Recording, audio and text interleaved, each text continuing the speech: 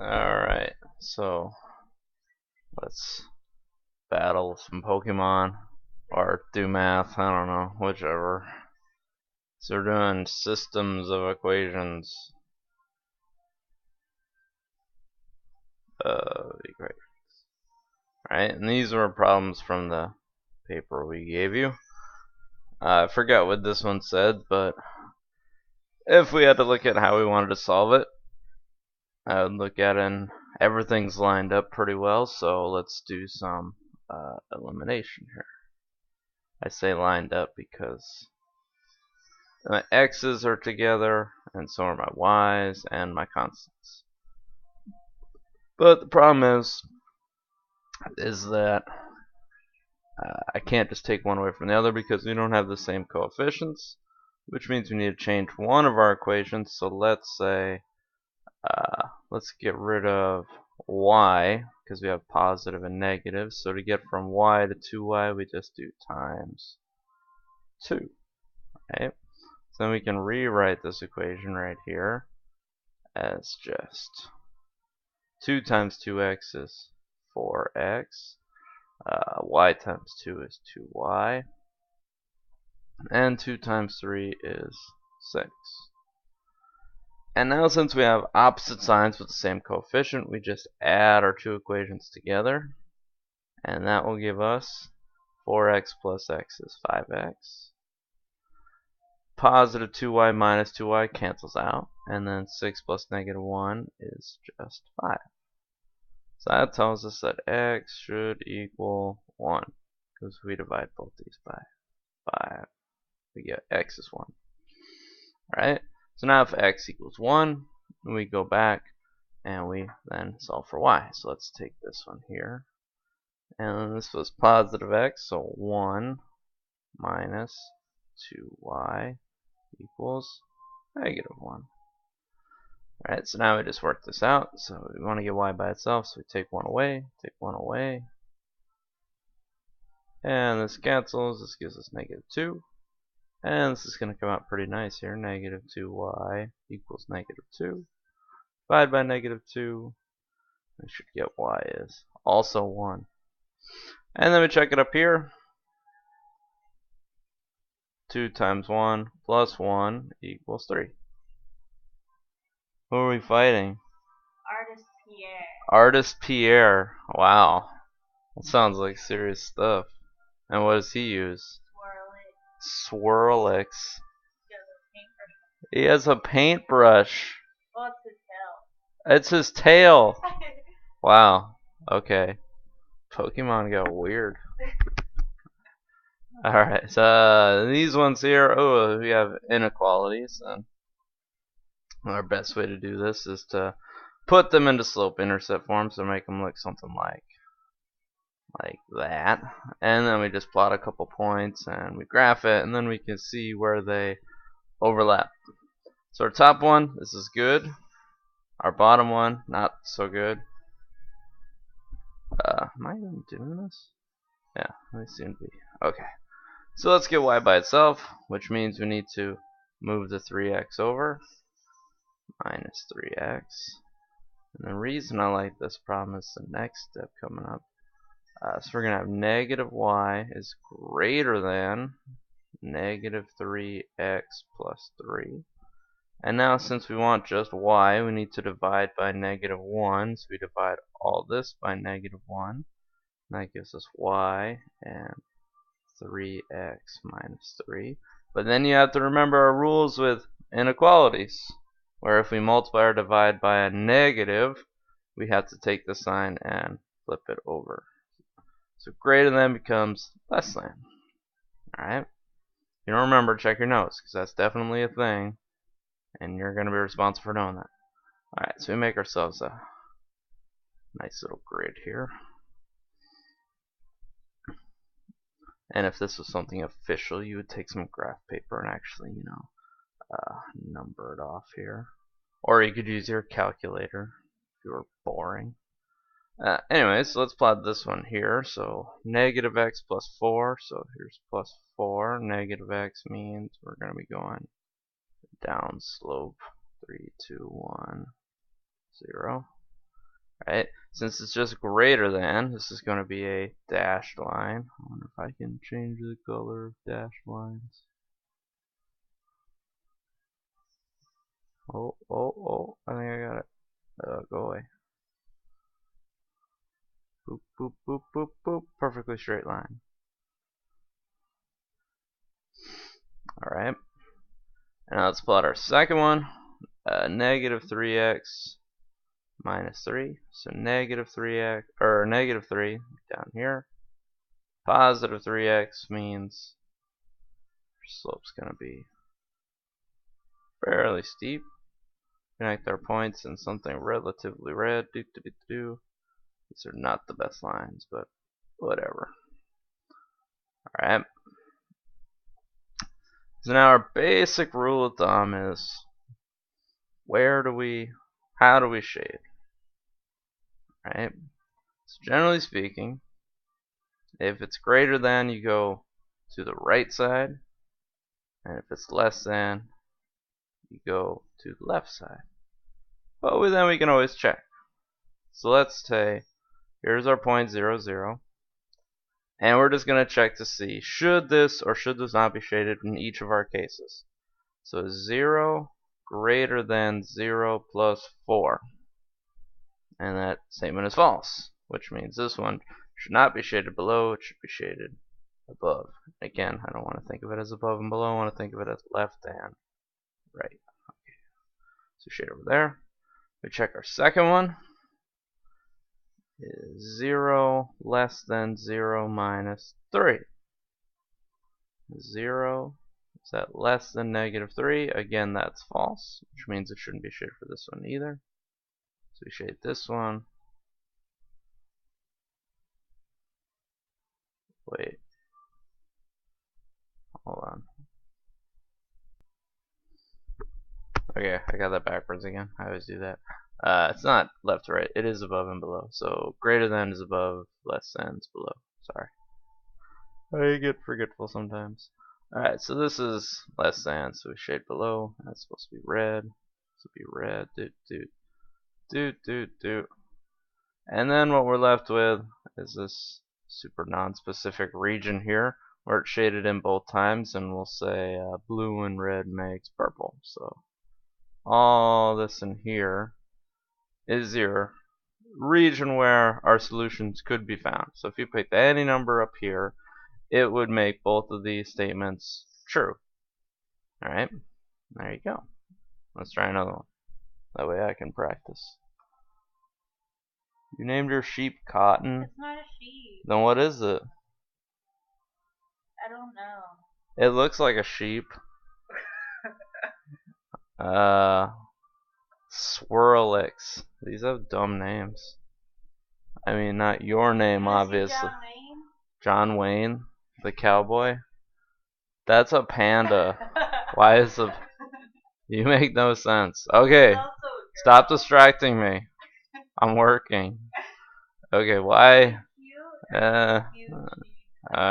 John Wayne's not cute. He's the Duke. No, John Wayne is cute. Don't start. Shut up. We're working. Alright. So, same thing. Two inequalities. We want to make them both, slope intercept times x plus b. Fortunately, this one's done for us. Hooray. This one's not that far off. We just have to move this 2x to 2 plus 2x. This gives us y is less than 2x plus 6. Alright. So this one's going to be interesting. Hopefully you can recognize what this problem is trying to lead you towards. If this is 2x and this is 2x, and these lines are going to be relatively special, and if not, we're going to graph it and you can see for yourself. I'm like, oh yeah, duh. Okay, so y equals 2x, or greater than or equal to 2x. So make this one blue. The intercept is 0, 0. 2x means slope relatively steep. Okay, and since it's greater than or equal to, instead of having a dashed line, we're going to need a straight line, which I can't draw. Hold on, I got this. Hold on. Where are you? There it is. Okay, be blue. Bam, perfect. Okay. And then our other one, 2x plus 6, which we're going to do in red here. This is plus 6 is somewhere up here. 2x is still, it's the same slope, right? Which hopefully we knew, same slope gives us parallel lines here. So, it's super thick for some reason, whatever. Oh wait, no, that's not even going to work. Why is that not going to work? Because, this says just less than, which means it has to be a dashed line. Okay. Then remember what we talked about. We said that greater than means you shade above the line, less than you shade below. So, and then this one's going to be interesting in that really what's going to happen here is if we're above the blue line but below the red line, all we're going to have is this space in between the two lines. Right? And that's the only place where these two equations will work. Okay? So now let's say we switch this around. Hypothetically, let's say y was less than or equal to 2x and y was greater than 2x plus 6. And then you would have shaded in opposite directions. And then the answer would be, well, there are no solutions here because there would be nothing that would work for both cases. Okay? So you just got to look at the signs. You got to think, what do those mean in terms of what are we going to shade? Alright, that's that. Alright, last one. E.T. Ezra and Tava. Okay, they're selling coupon books because these are cool kids right here. It says they sold at least 150 coupon books. So at least means this is 150 or more, which means that Ezra plus Tava did something with 150. And we gotta think what sign would go here. And if it says it has to be more than 150, well, 150 or more, which means it has to be greater than or equal to 150. Right? That gives us our first equation. Since we have two people, two variables, we're gonna need two equations, right? So that's how system equations work. You should know that. Doesn't matter how many variables you have. You can always solve it assuming you have the correct number of equations, which is always just the same as how many variables you have. So if there were 3 variables, you'd need 3 equations. If there were 26 variables, you would need 26 equations. Fortunately, this only has 2. Alright, it says Ezra sold at most 30 books more than twice the number Tava sold. Okay, so let's say Ezra, right?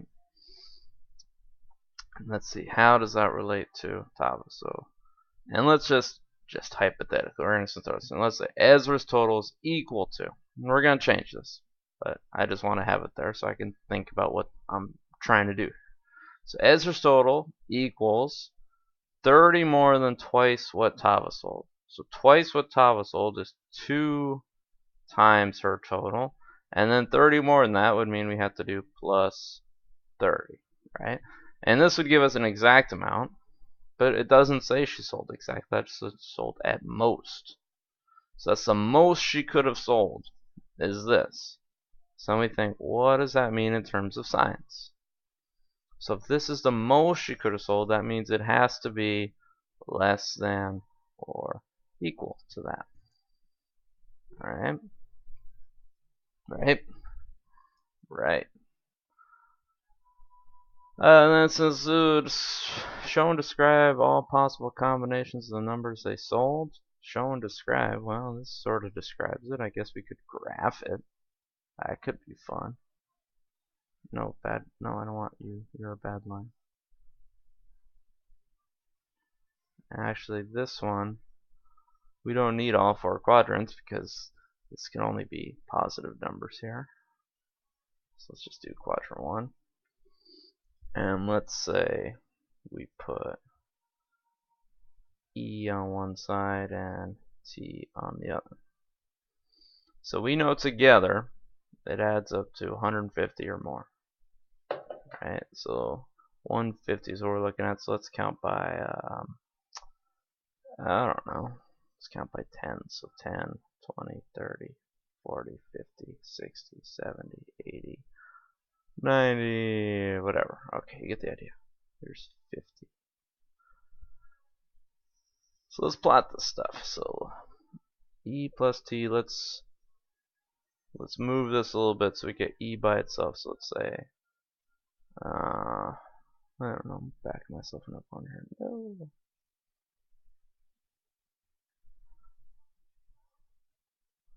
So if we subtract t, we get e has to be greater than, oops. Why would that get deleted? Ugh. Minus t. My lines are not that good today. Okay, so e greater than or equal to negative t plus 150.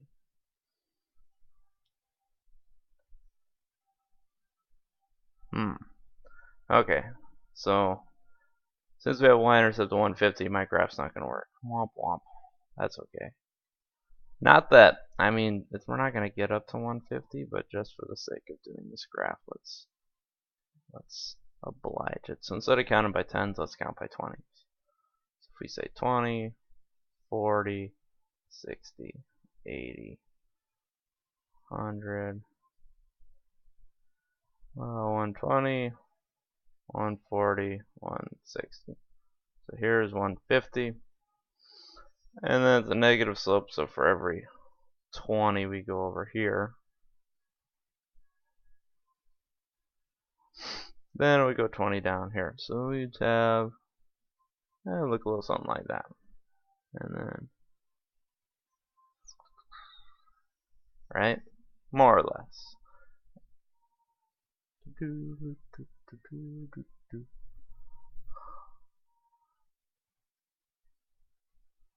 I have a bad feeling I'm going to be getting this wrong, and I'm going to have to restart this whole thing, and I won't bother, and then none of you will see any of this.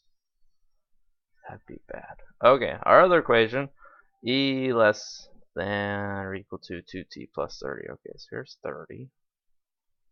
And since we're counting by 20, so every, what am I saying? Okay, hold on. Alright. So, let's do this, because we've been talking just going rise over run. Let's actually look at a different way to plot points here. So when we say t is 20, right? If t is 20, 2 times 20 is 40, plus 30 is 70, and that's what e would be when t is 20. So 2 and 70. And then one more. So if this is 40, 2 times 40 is 80, plus 30 is 110, and that gives us right about here.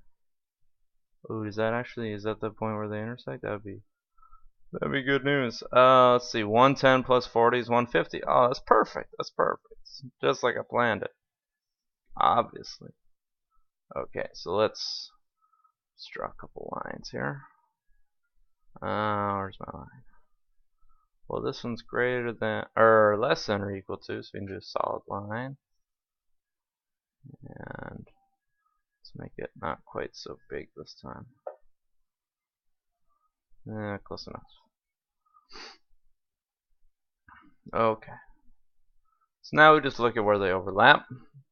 So first one is greater than, that's above, right? Above the line. And our red one is below the line. This is less than.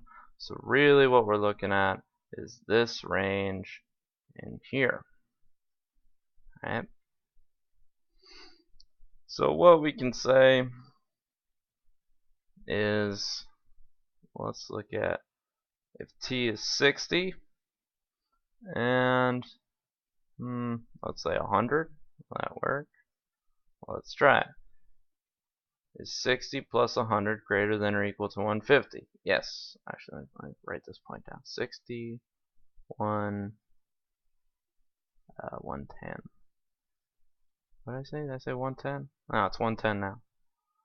Okay, 60, 110. Let's check it. 60 plus 110 is greater than 150. Yes, because when they add up, it's 170.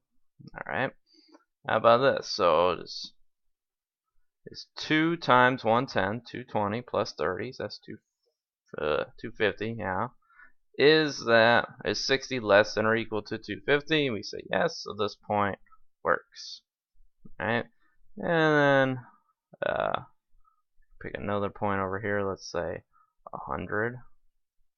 And let's say, I don't know, 80. So let's say 180. So we try it. 100 plus 80 is 180. That works. 2 times 80 is 160. Plus 30 is 190, which is more than 100. So 100 has to be less than whatever number I just said. So that one works as well. So all the outcomes are over here. 2 possible combinations right there. And that's it. So really, it's not too difficult. It just takes some time. You just gotta really think about it. Be patient. Don't try to rush through it. And then when you're taking the actual test, don't have someone sitting next to you playing Pokemon with the music turned up as loud as possible to distract you. Thanks for that. She doesn't even care. Alright, everyone. Make sure to study. Okay. And like and comment and subscribe. Okay. Good night.